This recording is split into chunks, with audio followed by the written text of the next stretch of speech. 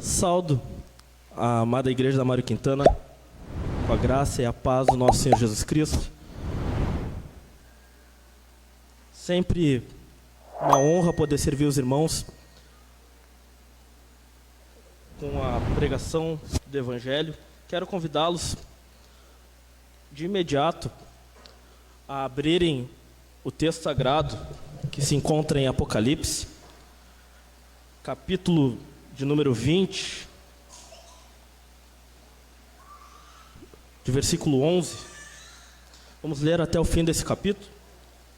Quero logo em seguida ler com vocês também o texto de Mateus, capítulo 25.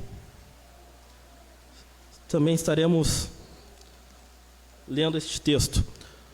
Mas primeiro estaremos lendo Apocalipse, capítulo 20, do verso 11 até o fim do capítulo.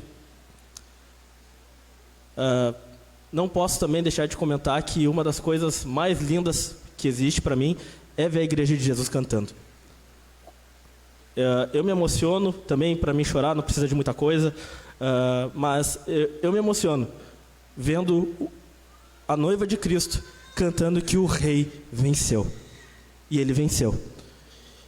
E nós vamos ver aqui um dos temas que, para muita gente, é motivo de pavor. Infelizmente, se tem, no meio cristão, no meio evangélico, uma consciência errada sobre o que será o juízo final. Que normalmente, para um cristão, e eu pergunto para você, não precisa nem me responder, a primeira coisa que eu te pergunto, o que você pensa sobre juízo final? Tu começa a lembrar dos teus pecados, né? E é sobre isso um tema também que a gente irá tocar. Mas vamos ver que para os eleitos e os santos de Deus, o juízo final não é algo para se temer. O juízo final para os filhos de Deus é motivo de alegria e de regozijo. Nós vamos ver isso hoje. Dito isso, todos acharam o texto de Apocalipse? Amém? Amém. Diz assim o texto sagrado: Vi um grande trono branco, e aquele que está assentado nele. A terra e o céu fugiram da presença dele, e não se achou lugar para eles. Vi também os mortos, os grandes e os pequenos, que estavam em pé diante do trono. Então foram abertos livros. Ainda outro livro, o livro da vida, foi aberto. E os mortos foram julgados segundo as suas obras, conforme que estavam escritos nos livros. O mar entregou os mortos que nele estavam. A morte e o inferno entregaram os mortos que neles haviam, e foram julgados um por um, segundo as suas obras. Então a morte e o inferno foram lançados no lago de fogo. Esta é a segunda morte, o lago de fogo. E se alguém não foi achado inscrito no livro da vida, esse foi lançado no lago de fogo. Mateus capítulo 25, versículo 31. Até o fim do capítulo também.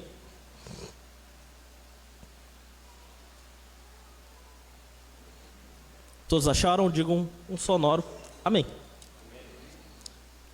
Diz assim a palavra de Deus: Quando o Filho do Homem vier na sua majestade, e todos os anjos com ele, então se assentará no trono da sua glória.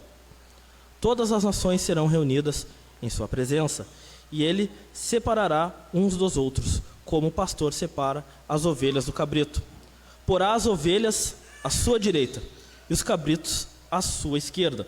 Então o rei dirá aos que estiverem à sua direita: Venham, benditos de meu Pai, venham herdar o reino que está preparado para vocês desde a fundação do mundo, porque tive fome e vocês me deram de comer, tive sede e vocês me deram de beber. Eu era forasteiro e vocês me hospedaram. Eu estava nu e vocês me vestiram, enfermo e me visitaram, preso e foram me ver. Então os justos perguntarão: quando foi que vimos o Senhor com fome e lhe demos de comer, ou com sede e lhe demos de beber? Quando foi que vimos o Senhor como forasteiro e o hospedamos, ou nu e o vestimos? Quando foi que vimos o Senhor enfermo ou preso e fomos visitá-lo? O rei respondendo lhes dirá: em verdade lhes digo, sempre o que fizeram a um destes meus pequeninos irmãos, foi assim que fizeram a mim. Então o rei dirá também aos que estiveram à sua esquerda: afastem-se de mim, malditos, para o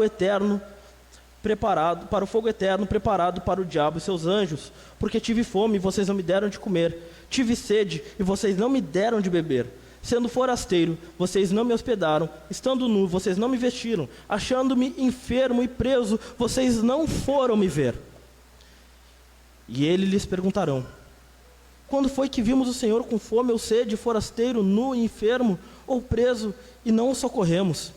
Então o rei responderá: em verdade lhes digo, que sempre que os deixarem de fazer a um destes mais pequeninos, foi a mim que deixaram de fazer. E estes irão para o castigo eterno, porém os justos irão para a vida eterna. Meus irmãos, inclinem sua cabeça, estaremos orando mais uma vez. Pai bondoso, muito obrigado pela Tua palavra, muito obrigado, Senhor, porque ela traz consolo ao nosso coração. Iremos tratar, Senhor, de um assunto que às vezes, Senhor, é pouco compreendido. Que o Senhor venha, Senhor, nos dar graça e que o nosso coração esteja sensível ao ouvir a voz do Teu Espírito. No nome de Jesus. Amém. Podem tomar seus assentos, meus irmãos.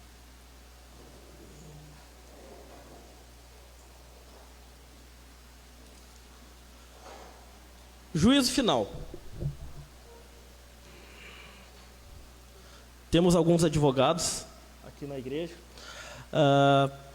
E todos nós aqui odiamos injustiças. Todos nós odiamos injustiças. Todos nós gostamos de quando a justiça ela é exercida de forma correta. Por isso que alguns, a minha esposa não está aqui, mas com certeza ela está nos assistindo. A minha esposa odeia filmes que quando o mocinho morre no final. A Jaque detesta o filme. Detesta o filme. Tem um filme do DiCaprio que morre todo mundo no final. Eu não vou dizer qual é, mas enfim. E ela detestou o filme, ela odiou o filme. Porque o DiCaprio no filme ele era um policial que estava tentando prender os vilões. E no filme deu uma reviravolta, e no fim, papum, morreu todo mundo. Pareceu o filme do Tarantino, sangue para todo que é lado, morreu até o câmera. Alguns se sentem injustiçados quando seu time perde. O time ganha, empata ou é roubado. Alguns estão até hoje falando sobre um clássico que aconteceu algumas semanas atrás. Por quê? Se sentiram injustiçados, se sentiram que a justiça não foi feita. Você pode dizer se isso é correto ou não, mas as Escrituras vão nos mostrar que um dia toda essa injustiça, seja em questões jurídicas, seja na esfera política, um dia haverá fim para isso tudo. Deus um dia irá terminar com essa palhaçada. As Escrituras afirmam o fato de haver um grande julgamento final de crentes e incrédulos. Eles ficarão de pé diante do trono do julgamento de Cristo. Estarão na frente de Cristo ressurreto e ouvirão a proclamação do seu destino. Cada um de nós aqui nos encontraremos com o nosso Salvador ressurreto.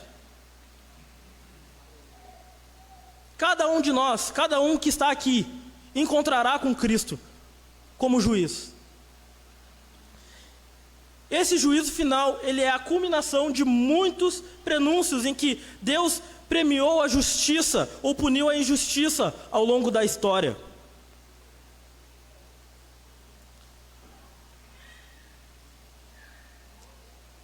E já no início eu já quero falar alguma coisa para vocês acerca de que se vai haver ou não mais um julgamento. De acordo com a posição dos dispensacionalistas, há mais de um julgamento que está por vir. Na visão deles, há julgamento das nações, que a gente acabou de ler no texto de Mateus 25, para determinar o milênio, o julgamento das obras dos crentes, em que os cristãos receberão galardões diferentes, julgamento do grande trono branco, que será o final do milênio, para declarar o castigo eterno para os incrédulos. Nós não acreditamos nisso. Nós acreditamos que haverá somente um julgamento. Cristo julgará apenas uma vez a todos. E o tempo do juízo final, ele ocorrerá depois do milênio e da rebelião que ocorre no final do período. Em Apocalipse 20, do versículo 1 ao versículo 6, ali João descreve o reino milenário e a retirada de Satanás da posição em que ele exerce influência sobre a terra. Ali o texto diz que quando completarem 1000 anos, Satanás será solto da sua prisão e sairá para seduzir as nações, a fim de reuni-las para pelejar. João diz que depois que Deus vencer essa rebelião, virá o julgamento. No versículo 11 vai dizer: vi um grande trono branco e aquele que nele se assenta.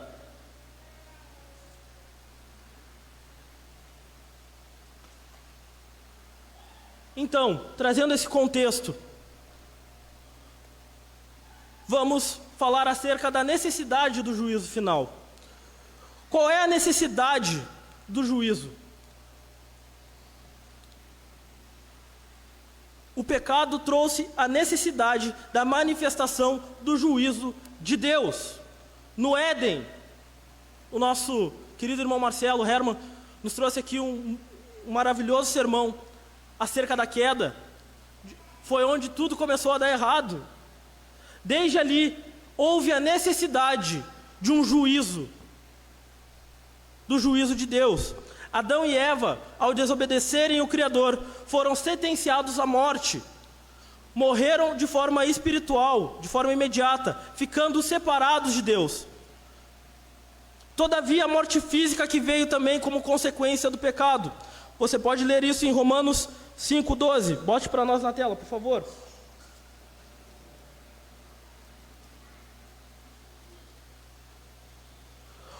Romanos 5,12.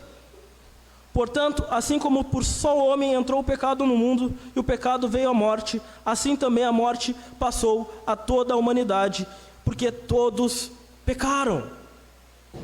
Todos pecaram.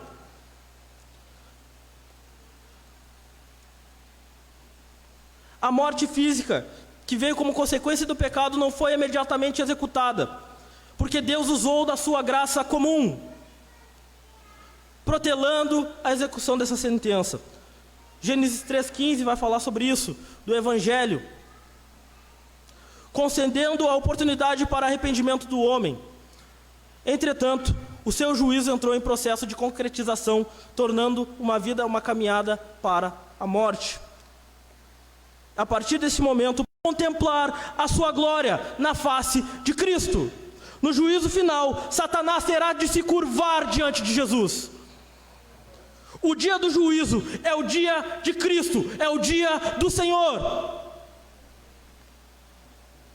o qual Cristo manifestará a sua glória, a sua realeza, e todo joelho se dobrará diante do majestoso juiz. Bendito seja o nome de Jesus.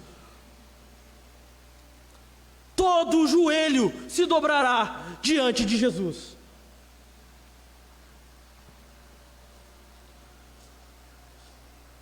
O outro propósito do juízo final tem de tornar público o seu propósito eterno. No juízo final ficará evidente a todos os anjos, bons e maus, aos homens ímpios e eleitos, os propósitos de Deus desenvolvidos na história, que ali serão consumados. Deus tornará público seus propósitos. Deus tornará público. Todos tornarão-se conhecedor dos propósitos ocultos de Deus. Terceiro ponto que o juízo final tem como propósito é consumar a história salvífica.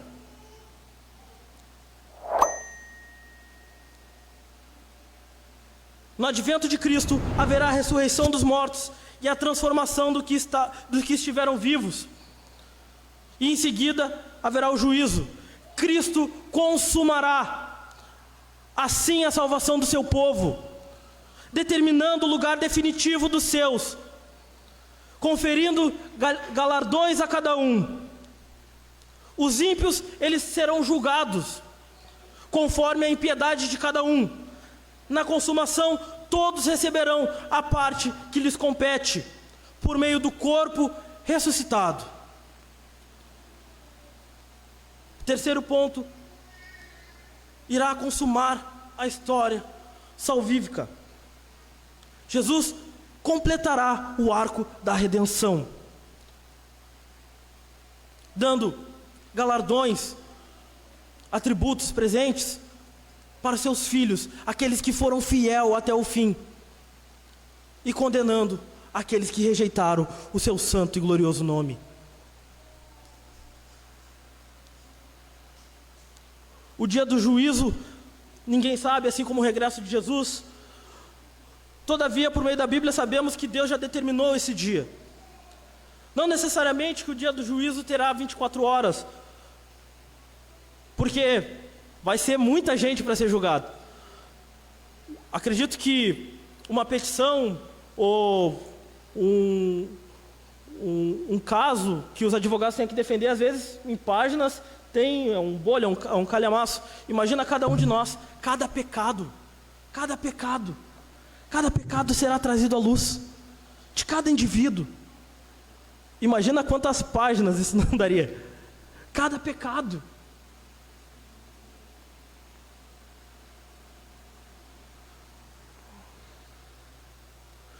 O juízo final não vai precisar de investigação.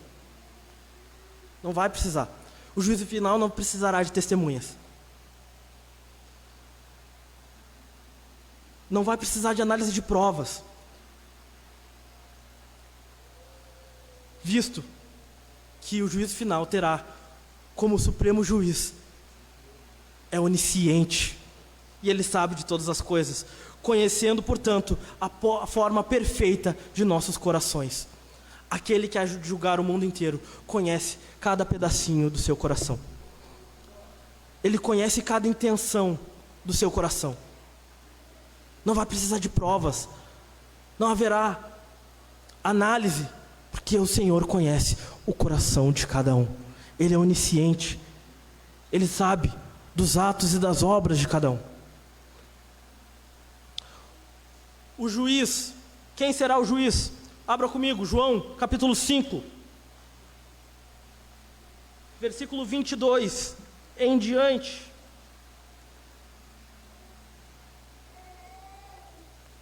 Evangelho de João, capítulo 5, versículo de 22. Quem será o juiz? E o Pai não julga ninguém, mas confiou todo o julgamento ao Filho, para que todos honrem o Filho assim como honram o Pai. Quem não honra o Filho não honra o Pai que o enviou. Em verdade lhes digo, quem ouve a minha palavra e crê naquele que me enviou, tem a vida eterna, não entra em juízo, mas passou da morte para a vida. Em verdade lhes digo, que vem a hora, e já chegou, que os mortos ouvirão a voz do Filho de Deus, e os que ouvirem viverão. Porque assim como o Pai tem a vida em si mesmo, também concedeu ao Filho a ter vida em si mesmo, e lhe deu autoridade para julgar, porque é o Filho do homem. Não fiquem maravilhados com isso, porque vem a hora, e todos os que se acham nos túmulos ouvirão a voz dele, e sairão. Os que tiverem feito bem para a ressurreição da vida, e os que tiverem praticado o mal para a ressurreição do juízo. Jesus veio a primeira vez para o perdido. Jesus veio ao mundo a primeira vez como um advogado. 1 João vai dizer isso. Cristo veio ao mundo para o perdido, para salvar o perdido. A segunda vez que Jesus virá, ele virá como juiz. Ele virá para julgar. Ele virá pessoalmente julgar a humanidade inteira. O juízo de Cristo é o juízo do Deus Trino. O juízo de Cristo é o juízo de Deus Pai, Deus Filho e Deus Espírito Santo. O tribunal de Cristo é o tribunal de Deus. Paulo fala que Jesus Cristo há de julgar os vivos e os mortos, como nós lemos aqui, como recitamos aqui todo domingo, que ele virá julgar vivos e os mortos. Pedro diz que Jesus Cristo é quem foi constituído por Deus, juiz de vivos, juiz de mortos. Esse direito de agir como juiz sobre todo o universo é algo que o Pai deu ao Filho. O Pai concedeu toda a autoridade a Jesus para julgar.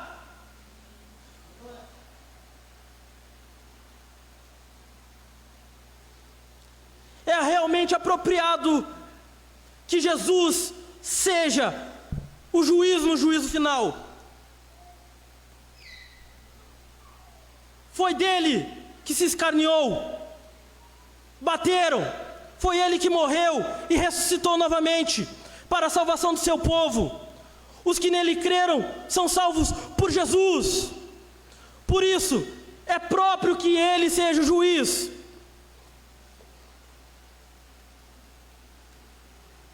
Os que rejeitaram, pecaram contra ele. No juízo final, Jesus se encontrará com aqueles que se escarneceram dele. Pilatos julgou Jesus. Haverá um dia que Jesus julgará Pilatos.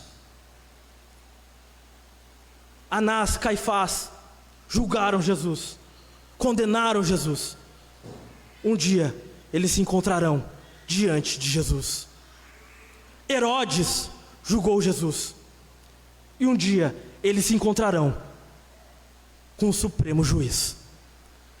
É próprio de Jesus ser o juiz. Cristo levará a consumação da sua obra salvadora para o seu povo. O juízo significará a subjugação total de seus inimigos e a consumação do seu reino, após o que ele entregará ao reino a Deus Pai. Será o ápice total da consumação do reino de Cristo, e ele entregará a Deus Pai. Jesus, ele é competente para julgar, ele está pronto e habilitado para fazer. O juízo será íntegro, porque Cristo é um ser íntegro. Cristo é por natureza justo, perfeito e bom. Não há chances para ninguém rebater o caráter do Supremo Juiz. Não há, ninguém poderá contestar a credibilidade do seu juízo, do seu julgamento, porque ele é íntegro, justo e bom, perfeito e santo, santo e santo.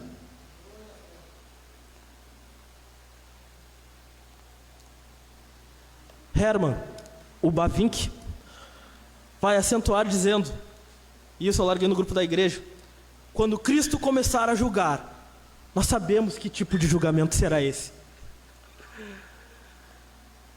Esse julgamento será de misericórdia e graça, e ao mesmo tempo de perfeita justiça. Cristo, ao mesmo tempo que ele julga de forma misericordiosa, com graça, ele também julgará de forma perfeita e com perfeita justiça. Meus irmãos, ele conhece a natureza do homem e que há tudo nela, que tudo há. Ele conhece os lugares secretos dos nossos corações, ele conhece os nossos pensamentos, ele conhece as coisas que ainda nem pensamos.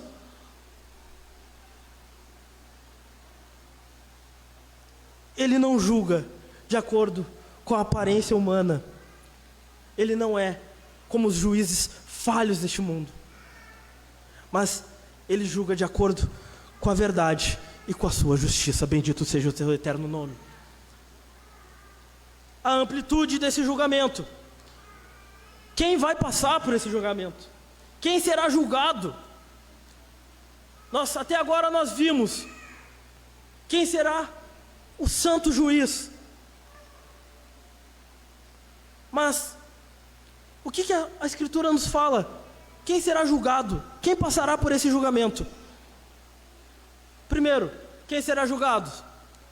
Todos os homens individualmente. Deus, Ele é juiz de todos.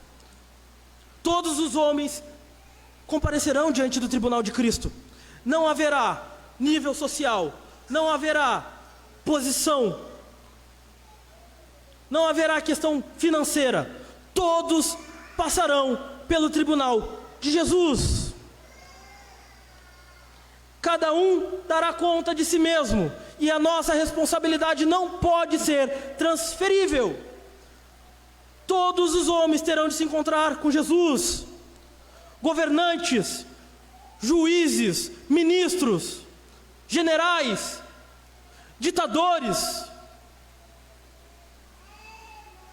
os homens mais perversos da humanidade. Hitler se encontrará com Jesus, Stalin se encontrará com Jesus, Fidel Castro se encontrará com Jesus. Ninguém pode escapar. Não vai haver jeitinho brasileiro, não vai ter o samba-lelê, o jeitinho. Pá, Senhor, alivia aqui. Todos hão de prestar contas por si mesmo. Você prestará conta dos seus atos. Você prestará conta da forma como você está levando a sua vida. Deus confiou a vida a você, e como você tem levado a sua vida, você prestará conta disso.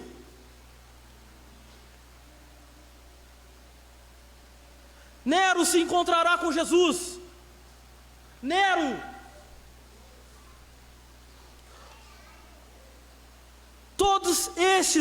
Todos nós vamos comparecer diante do juízo final. Todos. Mas alguns se encontrarão de alguma forma, serão julgados de uma forma. E aqui nós vamos entrar. Como será o julgamento para os salvos, para nós, os filhos de Deus? Como será esse julgamento? Os salvos serão julgados. Abram comigo, 2 Coríntios 5, capítulo 5, versículo 10. Quem achou aí, lê. E eu estarei lendo Romanos 14 e 10. Porque todos devemos comparecer ante o tribunal de Cristo, para que cada um receba segundo o que tiver feito no meio do corpo, ou bem ou mal. Amém. Deus te abençoe, Kiko. Tu é o melhor. Romanos 14, versículo 10. Diz assim a palavra de Deus: Você, porém, por que julga o seu irmão? E você, por que despreza o seu irmão? Pois todos temos de comparecer diante do tribunal de Deus. Os filhos de Deus não estão isentos do julgamento final. É importante perceber que o julgamento dos crentes será para avaliar e conceder vários níveis de recompensa. Sim, vários níveis de recompensa. O fato de que os crentes vão enfrentar o julgamento não deve nunca levar aos cristãos a temer a condenação eterna. No dia do juízo, preste atenção nisso, no dia do juízo, mais do que nunca, mais do que qualquer outra época, se dará essa importância de que agora, pois, já nenhuma condenação há para aqueles que estão em Cristo Jesus. Nós, como filhos de Deus, nós nos apresentaremos a Jesus, mas não com temor, pois não cairá sobre nós nenhuma condenação, pois Cristo levou sobre si todos os nossos pecados, todas as nossas angústias e todas as nossas ofensas a Deus. Mais do que nunca, esse versículo que nós gostamos de botar em adesivos, em camisetas, mais do que nunca, esse versículo será real. não terá sobre você, não terá sobre mim nenhuma condenação, porque estamos em Jesus Cristo, o Salvador. O dia do juízo, ele pode ser descrito como um dia em que os crentes, os salvos, redimidos por Jesus, serão premiados. As Escrituras nos ensinam que haverá níveis de galardão. Paulo encoraja os coríntios a serem cuidadosos quanto ao modo pelo qual edificam a igreja, sobre o fundamento que já foi lançado, o próprio Jesus Cristo. 1 Coríntios vai dizer isso: e se alguém edifica sobre o fundamento é ouro, prata, pedras preciosas, madeira, feno ou palha, a obra de cada um se tornará manifesta, pois o dia demonstrará, porque será revelada pelo fogo. E o fogo provará qual é a obra de cada um. Se aquilo que alguém edificou sobre o fundamento permanecer, esse receberá recompensa. Se a obra de alguém se queimar, esse sofrerá dano, porém ele mesmo será salvo, mas como que através do fogo. Haverá níveis de recompensa. Todas as nossas obras passarão pelo fogo. Tudo aquilo que nós fazemos aqui passará pelo fogo de Deus. E tudo aquilo que for palha, tudo aquilo que for madeira, vai queimar. Mas tudo aquilo que for genuíno, tudo aquilo que tiver a intenção de glorificar o nome de Jesus, isso vai permanecer.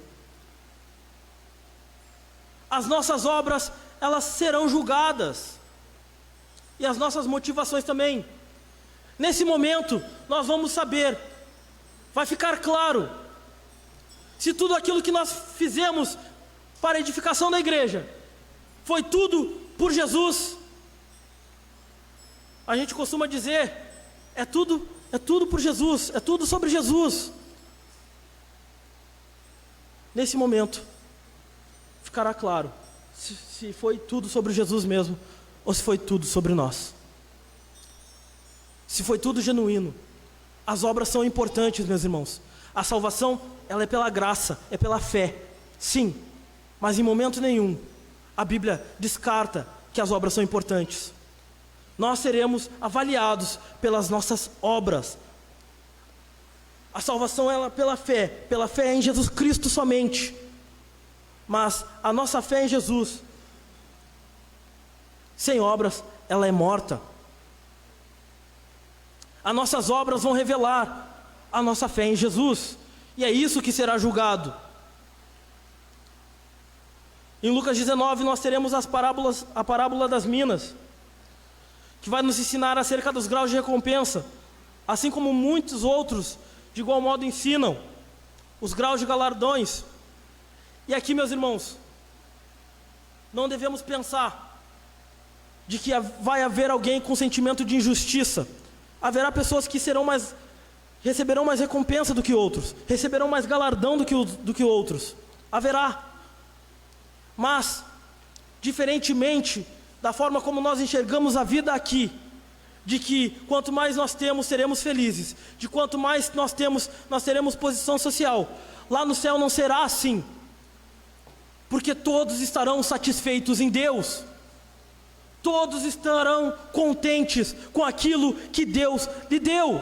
Diferentemente daqui nessa terra, que nós nunca estamos contentes com o que Deus nos deu. Lá no céu será diferente. Nós estaremos alegres com o que Deus deu a cada um, seja pouco ou seja muito. A nossa satisfação no novo céu e na nova terra será plena em Jesus. Nós teremos plena satisfação em Jesus.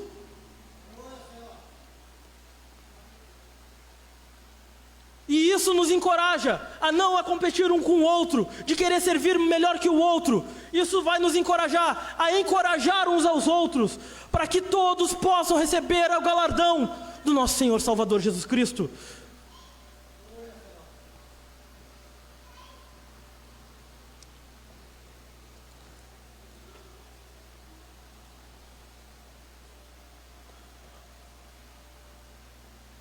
Um outro questionamento que também esse ensino nos traz, e muita gente se pergunta, tem até brincadeira sobre isso: no juízo final, muita gente quer ser o carinha do slide, que vai estar passando os seus pecados num grande telão. E a pergunta é, será que isso realmente vai acontecer? Será que Deus vai mostrar os pecados dos seus eleitos? Será que Deus vai mostrar, vai trazer à luz tudo o que seus filhos pensaram e fizeram?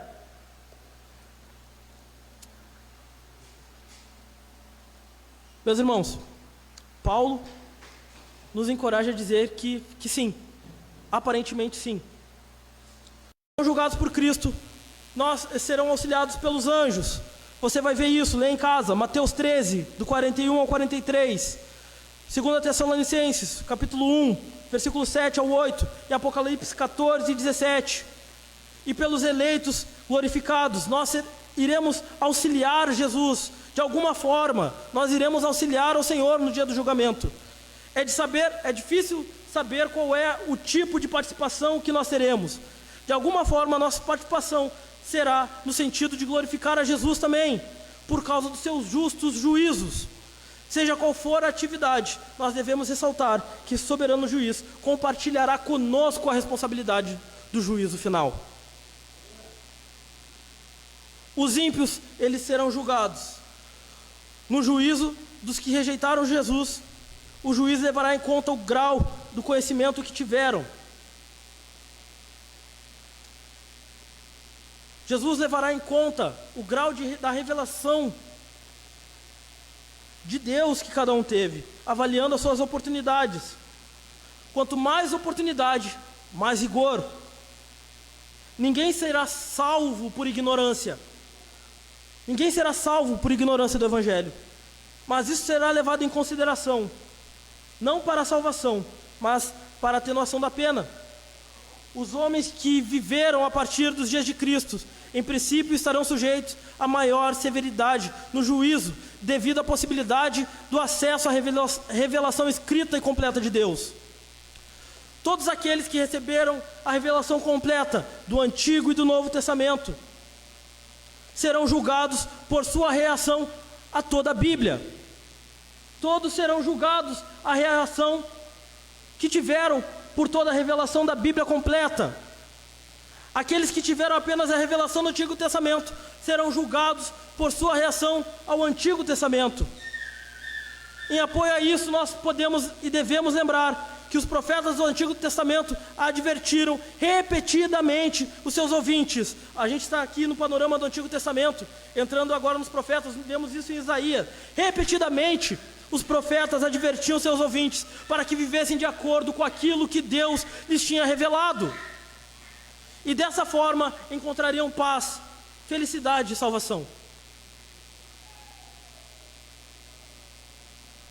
Os que desfrutam de mais estímulos externos para o conhecimento do Salvador, mas permanecem rebeldes, serão condenados com maior gravidade. Mateus 10:15, Mateus 11:22 e 24, Marcos 6:11, Lucas 10:11, Lucas 12:48 e Romanos 2:12. Abra comigo, Romanos 2:12.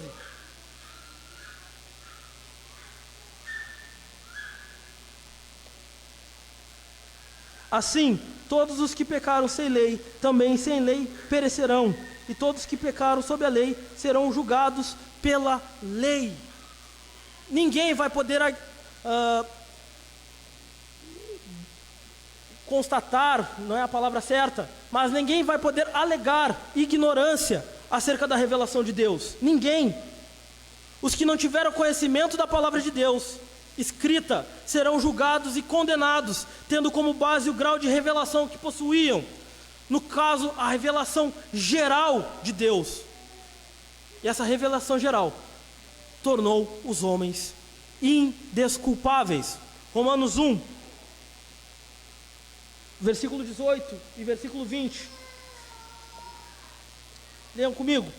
A ira de Deus se revela do céu contra toda a impiedade e injustiça dos seres humanos que, por meio da sua injustiça, suprimem a verdade. Pois o que se pode conhecer a respeito de Deus é manifesto entre eles, porque Deus lhe manifestou.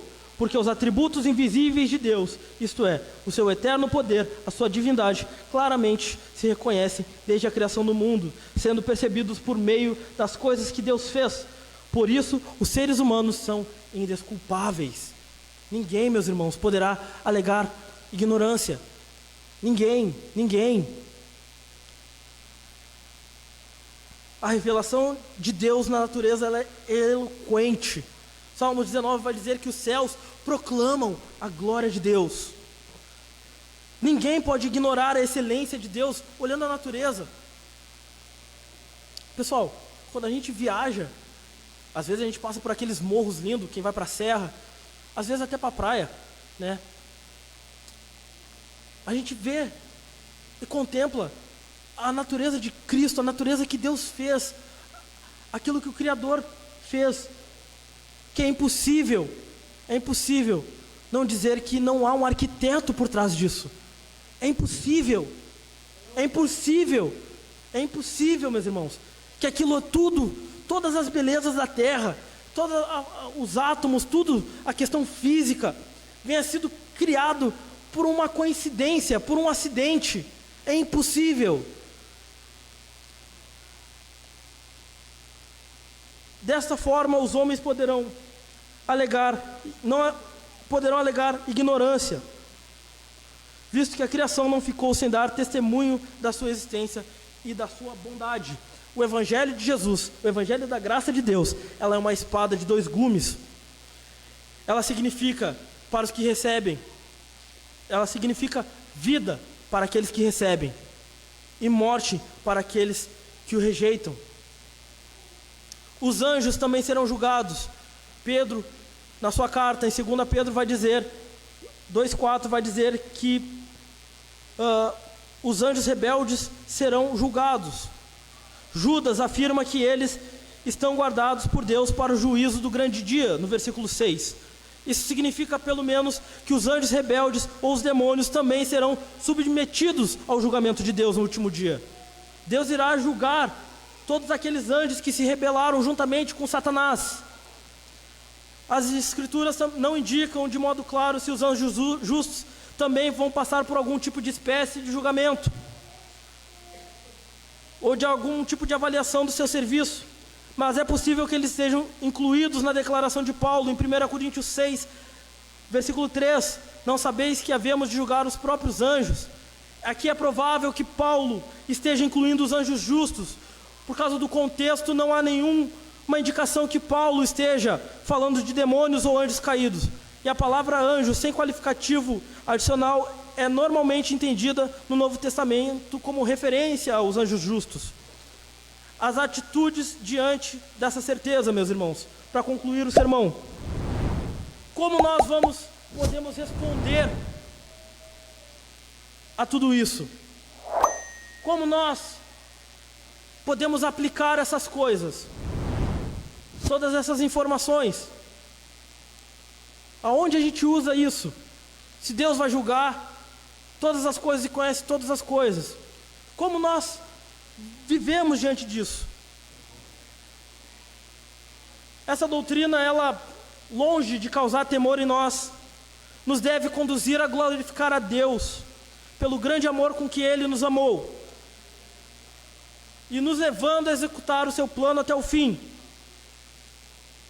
A nossa atitude, a nossa resposta a essas verdades, elas devem ser, primeiro, arrependimento de nossos pecados. Sabendo de que Deus julgará todas as coisas, que Deus julgará bons e os maus, nós devemos nos arrepender diariamente dos nossos pecados. O Evangelho nos desafia ao arrependimento e à submissão a Jesus. E ela nos prepara para o juízo, tendo uma vida de arrependimento. E aqui, cabe dizer, e eu sei que muitas das pessoas, nós vemos em redes sociais, muitas pessoas no seu dia a dia, em sua arrogância, tendem a dizer: eu não me arrependo de nada. Eu não me arrependo de nada que eu fiz. Meu irmão, se tu não te arrepende de nada, tu vai para o inferno. Acabou. Se tu não te arrepende de nada, tu vai para o inferno. Ah, só Deus pode me julgar. Ele vai. Tu não sabe o quanto está certo disso. Deus vai te julgar. Mas fala sobre isso, não com piedade, mas fala porque não quer que ninguém venha corrigir os seus pecados. Meus irmãos, nós como igreja temos o dever de admoestar uns aos outros. Nós devemos encorajar uns aos outros a abandonar as velhas práticas. Nós devemos estar do lado e corrigir o nosso irmão em amor, em amor. Não corrigir para nos exaltar, mas corrigir para que ele não venha se perder. Essas verdades nos trazem a verdade de que devemos nos arrepender diariamente. Diariamente. Ah, eu sou assim e deu, acabou. Não. Tu era assim, mas em Jesus tu é nova criatura. Em Jesus tu é nova criatura. Se tu mente, tu não vai mentir mais. Em Jesus tu não mentirá mais. Se tu adultera, se tu vê pornografia, se tu flerta com mulheres no teu trabalho, se tu vê mulher de biquíni no Instagram, em Jesus tu não fará mais isso. E se tu tem feito isso, te arrependa no nome de Jesus.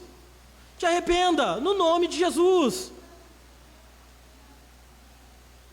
Minha irmã, se tu não te submete ao teu marido, tu não te submeterá, tu não te submete a Deus. Te arrependa, se arrependa. Todos nós temos áreas que nós precisamos nos arrepender. Todos nós. Temperamento. Cara é explosivo, não sabe conversar, é um cavalo. Meus irmãos, o Senhor nos chama a nos arrepender.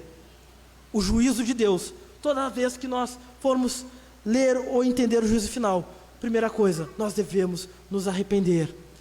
Se alguém aqui nessa igreja, ou se alguém em casa que está vendo esse sermão, que não anda nos caminhos de Jesus, quero dizer para você, se arrependa dos seus pecados.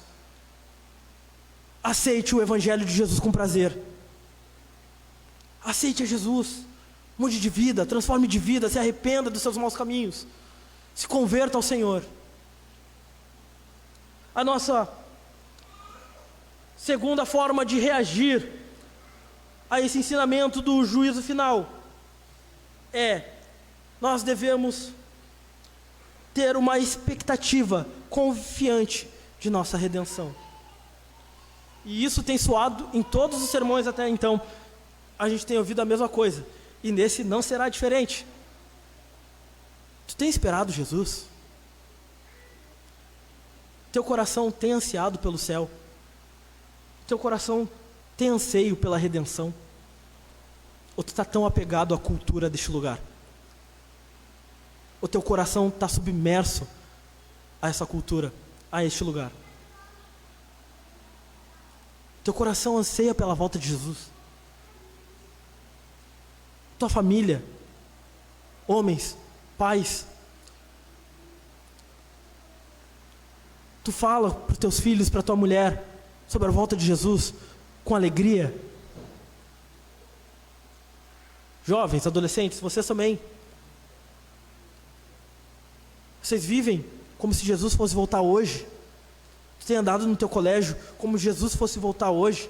Tu tem falado para os teus colegas sobre essa linda esperança, para essa bendita esperança de que Cristo voltará, julgará os vivos e os mortos, os bons e os maus, e vai acabar com toda essa palhaçada, com toda essa injustiça, com todo o pecado. Tu tem vivido por essa expectativa? Ou para ti tanto faz e tanto fez? Qual é a tua resposta a isso?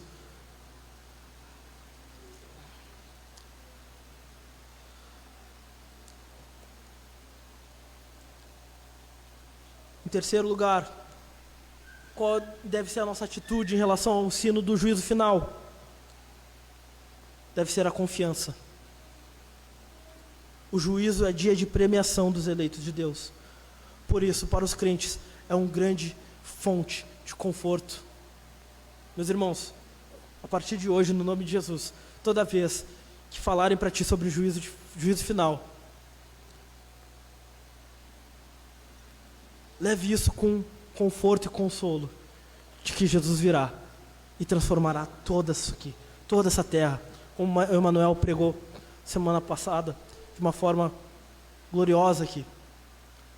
Tudo isso Jesus transformará. Nosso corpo será transformado, a nossa natureza será transformada. O juízo final, nós deveremos ter confiança de que Deus irá dar recompensas a cada um. E isso não é teologia da prosperidade. É bíblico. Jesus irá dar recompensa sim. Irá dar recompensa sim. Jesus irá coroar cada um dos seus filhos. Isso nos traz confiança. Nós estudamos ano passado inteiro o Catecismo de Heidelberg. E na pergunta 52, aliás, foi uma das melhores coisas que a gente fez aqui. Eu sei que eu falo isso para toda a série, eu sei também, mas o Catecismo de Heidelberg foi uma das melhores coisas que nós fizemos aqui. Foi uma das melhores coisas, né? E uma dessas perguntas, lá no final, se eu não me engano é a última pergunta, o Catecismo vai nos perguntar: que conforto a volta de Cristo para julgar os vivos e os mortos ela te oferece? Que conforto a volta de Cristo como juiz ela oferece a você? Que conforto? Traz algum conforto? Traz. A resposta do Catecismo diz que em toda aflição e perseguição posso esperar de cabeça erguida o verdadeiro juiz do céu, que já se submeteu ao julgamento de Deus por mim e de mim removeu toda a maldição, que ele lançará todos os seus e os meus inimigos na condenação eterna, mas juntamente com todos os eleitos me tornará para si mesmo na alegria e glória celestial. Essa é a confiança que devemos ter. É esse o conforto que nós devemos ter. O juízo ao Filho de Deus, aquele que está em Jesus, mas aquele que está em Jesus mesmo, não é motivo de tristeza, não é motivo de temor, mas sim de confiança, que Jesus nos tomará para si. Alegria, nós devemos responder com alegria. Em penúltimo, entregar a Deus todas as injustiças sofridas. Nesse mundo nós sofremos injustiças. Sofremos. O nosso governo, ele é injusto. Ele é injusto. Nós vemos o STF fazendo leis injustas, agindo com impiedade, de forma injusta. Nós vemos o mundo todo, politicamente falando, em todas as áreas também. É um mundo injusto, há muita injustiça. Mas um dia o Senhor vai trazer o fim de todas essas injustiças deste mundo e nos levará para um mundo justo, um reino onde haverá justiça eterna. Nós devemos reagir e entregar toda a nossa confiança a Deus das injustiças deste lugar ao Senhor. Nós devemos colocar tudo aos pés de Jesus. E por último, já se colocando em pé, em último lugar, nós devemos reagir às verdades ditas sobre o juízo final em proclamar o Evangelho. O juízo final, a nossa atitude em relação ao ensino dessa verdade, do juízo final, deve ser a pregação do Evangelho.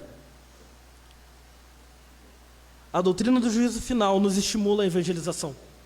O juízo vindouro faz parte essencial da proclamação cristã. Arrependei-vos, que o fim está próximo. O juízo final, ele nos estimula. Se teu pai não é crente e tu ama teu pai, tu vai pregar o Evangelho para ele, porque tu quer que o juízo para ele, no dia do juízo final, do dia que ele se apresentar a Jesus, seja para receber o galardão eterno e para morar com Jesus. Pregar o Evangelho é um ato de amor. Pregar o evangelho é um ato de amor. E eu também deixo a pergunta aqui para você.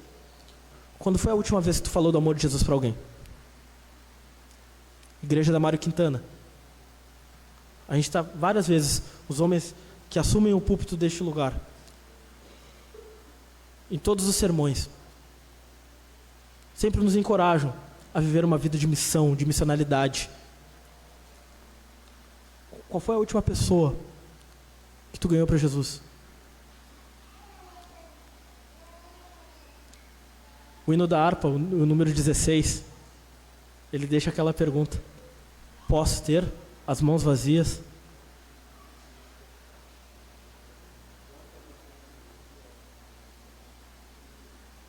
Posso, tendo as mãos vazias, com Jesus me encontrar?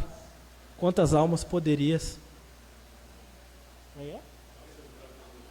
ao meu Senhor apresentar?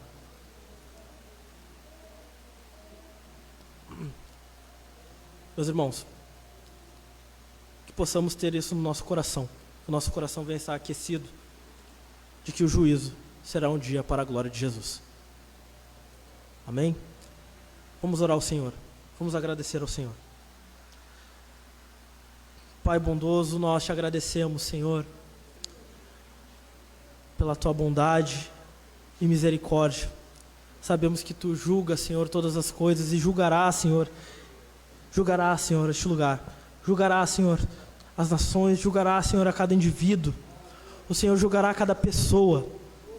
Ó, Senhor, que o Senhor venha encontrar em nós, Senhor, um coração arrependido, Pai. Que venha, Senhor, encontrar em nós um coração que ama o Senhor acima de todas as coisas. Acima, Senhor, de tudo, Senhor. Pai eterno, que não venhamos temer o juízo, Pai. Nós que estamos em Ti, que venhamos ter alegria, Senhor, em Ti. E saber que Tu virá como juiz. De que o Senhor nos fará participar, Senhor, deste dia, Senhor. Que o Senhor irá nos dar, Senhor, recompensa, Senhor, deste dia. Que possamos ter o coração aquecido com essas verdades. Que possamos, Senhor, nos alegrar, Senhor. Que possamos ser estimulados a pregar a verdadeira, Senhor, o verdadeiro evangelho. Que venhamos pregar, Senhor, a cada criatura, Senhor, que Tu virá e julgará, Senhor, a cada um, Senhor. Ah, Pai, coloque em nós, Senhor, coloque em nosso coração, Senhor, coloque em nosso coração, Senhor, a verdade. Coloca, Senhor, no nosso coração, Senhor, sela em nós, Senhor, o nosso coração a eternidade, Pai. Que possamos, Senhor, querer mais de Ti. Que possamos, Senhor, viver, Senhor, as nossas vidas, Senhor, praticando, Senhor, as boas obras no qual o Senhor espera de nós. Que venhamos, Senhor, nos importar, Senhor, com o pobre. Que venhamos nos importar com a viúva. Que venhamos nos importar, Senhor, com aqueles que têm necessidade, Senhor. Sabendo que fazemos, Senhor, a eles, estamos fazendo a Ti também, Senhor. Ah, Jesus, que possamos, Senhor, viver para a glória do Senhor. Que possamos esperar esse dia com alegria para todo sempre.